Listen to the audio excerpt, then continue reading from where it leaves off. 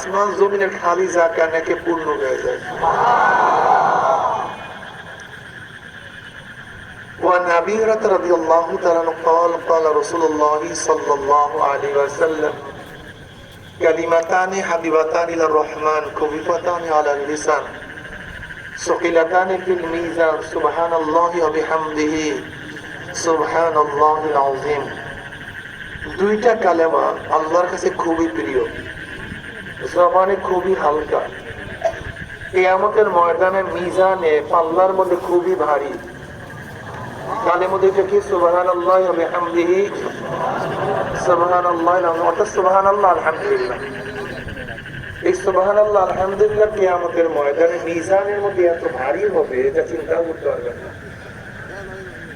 কাজে এখানে আসছি কিছু নেক কামাই করার জন্য, এই জন্য সুবহানাল্লাহ আলহামদুলিল্লাহ বলবেন।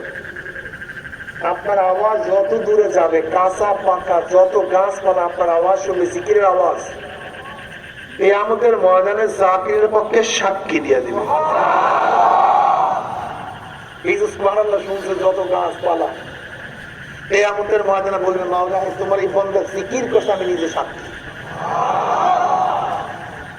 ঢাল মুজাহিদের পক্ষে সাক্ষী দিবে, তলোয়ার মুজাহিদের পক্ষে সাক্ষী দিবে, এই জমিন নামাজিদের পক্ষে সাক্ষী দেবে আল্লাহ তোমার বাংলা বান্দি আমার উপরে সিজদা করছে। তোমার কথাটা বুঝাতে পারিনি। এই মাজলিস অনেক গুরুত্বপূর্ণ, অনেক দামি। দুনিয়ার দামি ব্যক্তিদের দাদা মানার ব্যবস্থা করা হয়,